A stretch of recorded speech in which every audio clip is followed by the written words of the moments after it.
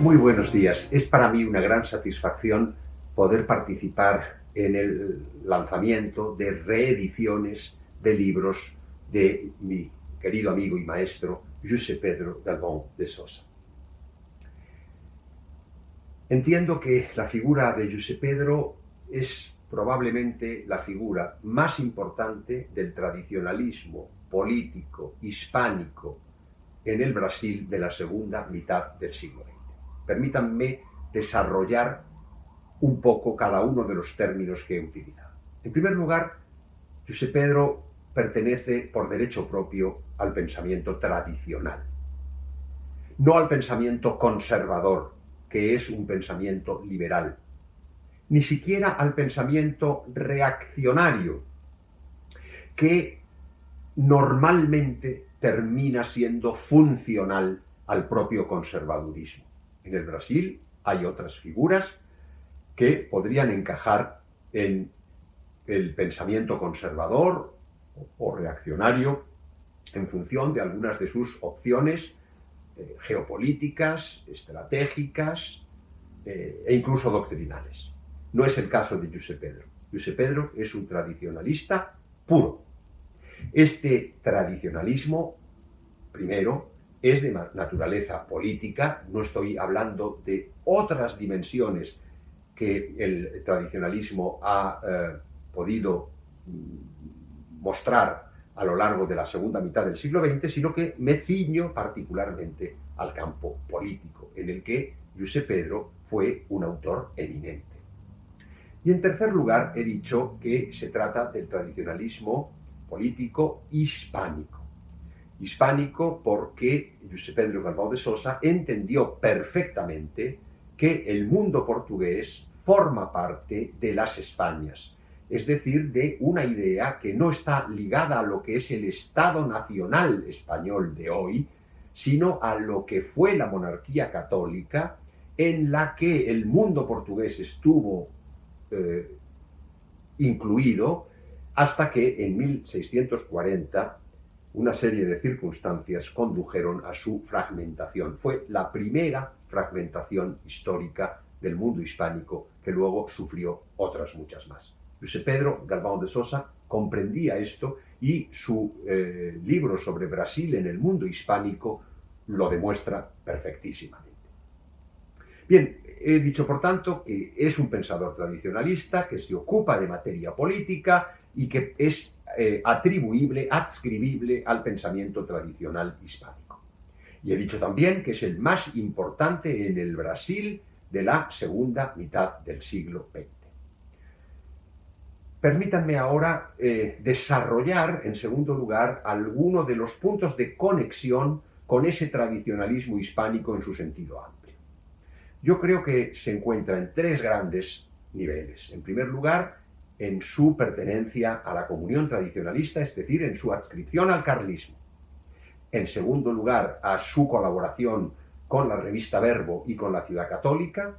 Y en tercer lugar, a su colaboración con Francisco Elías de Tejada y las distintas obras y empresas que él alumbró.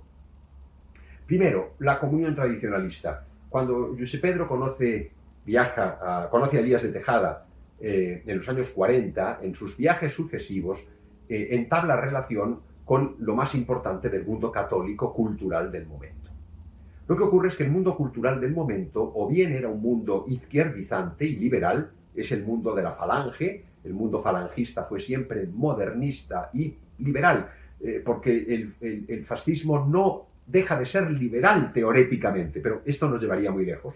Y el mundo, por así decir, el mundo católico estaba dividido en el mundo demócrata cristiano, un mundo demócrata cristiano bajo una dictadura, por tanto, sin democracia formal, pero con forma mentis demócrata cristiana, y el mundo monárquico político en el que por una parte estaba el juanismo, es decir, la dinastía liberal, que algunos de sus representantes habían abrazado el tradicionalismo teórico, o el carlismo, que era el legitimismo puro y tradicionalismo puro, es decir, la gran empresa del tradicionalismo español durante siglo y medio. Hoy nos vamos aproximando a los 2 siglos. cuando Josep Pedro entra en contacto con los distintos escritores, pensadores, filósofos del mundo español de ese periodo, abraza el carlismo. Se da cuenta que el carlismo es el verdadero mundo católico tradicional y que los demás tienen distintos defectos o están envenenados, por lo menos parcialmente. Bueno, trató a Elías de Tejada íntimamente, pero Elías de Tejada le presentó a los grandes líderes de la comunión tradicionalista, singularmente a don Manuel Falconde, el legendario líder que había dirigido a la comunión durante el alzamiento del 18 de julio de 1936 y la guerra posterior, y el que entonces era regente y luego fue rey legítimo para los carlistas, don Javier de Borbón, Parma y Braganza. Primer nivel. Un segundo nivel he dicho que es el de la Ciudad Católica. La Ciudad Católica era de origen francés, pero en España tuvo una singularidad propia. La revista Verbo no se parece en nada a la revista Verbe que habían fundado los franceses o a la revista Permanence que posteriormente tuvieron los franceses. Desde el inicio, el tradicionalismo español permeó, profundizó enormemente el método de la Ciudad Católica, de tal manera que se puede decir que la Ciudad Católica española es original en el seno del movimiento de la Ciudad Católica de los años 60, 70, incluso 80. Luego hubo una decadencia acelerada de este mundo. El caso es que Josep Pedro Calvat de Sousa fue colaborador de la revista Verbo, en la que dedicó una parte importante de su obra, por lo menos su obra en castellano, diríamos que está prácticamente, aparte de algunos libros, casi íntegramente en la revista Verbo, lo cual demuestra su cercanía y su proximidad. Y participó en las reuniones de amigos de la Ciudad Católica, por lo menos en la del año 1984 y en la del año 1991, porque en ambas tuve ocasión de encontrarlo y de tratar con él.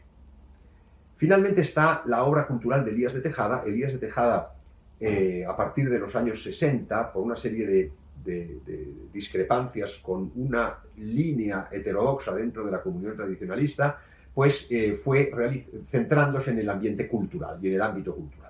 Y dentro del ámbito cultural, pues tuvo distintas empresas. Una de ellas fue la de la Asociación de Naturalistas Hispánicos Felipe II, que luego se convirtió en el Consejo de Estudios Hispánicos Felipe II.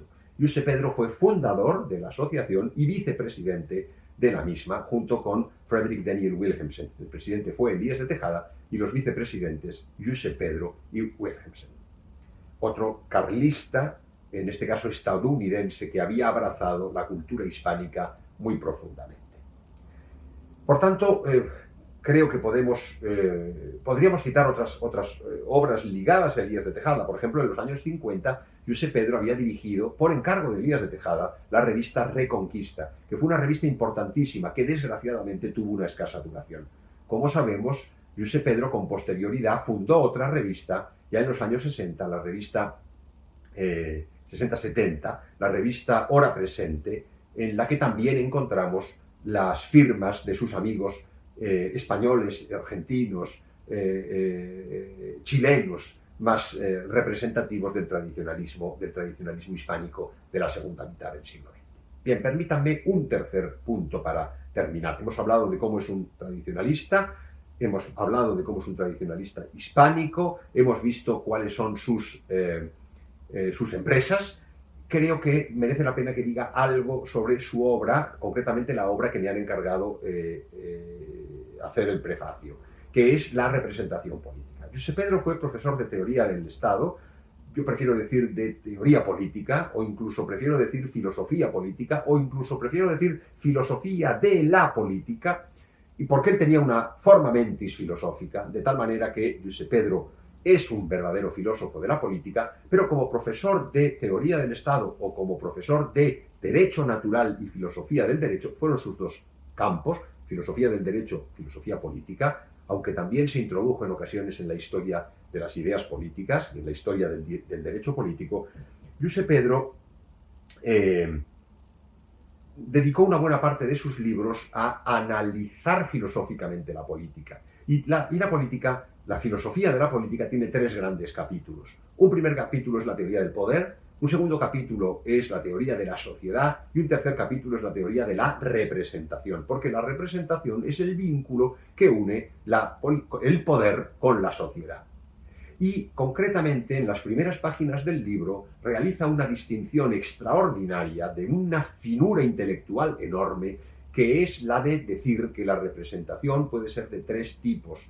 Puede ser la representación de la sociedad ante el poder, puede ser la representación de la sociedad en el poder y puede ser la representación, digamos, de la propia sociedad.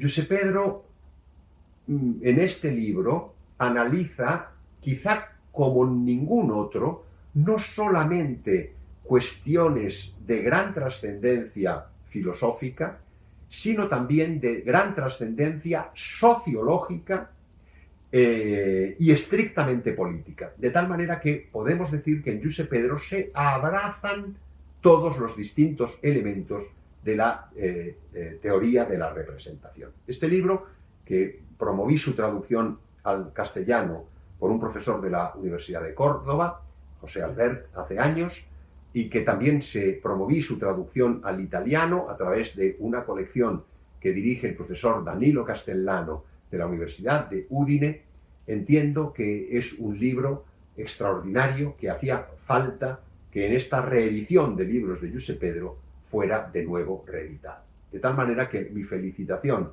a quienes han emprendido esta tarea, a mis amigos del Centro Don Bosco de Río de Janeiro, y deseo que la obra de Josep Pedro sea cada vez más conocida en toda su profundidad y en todas sus dimensiones.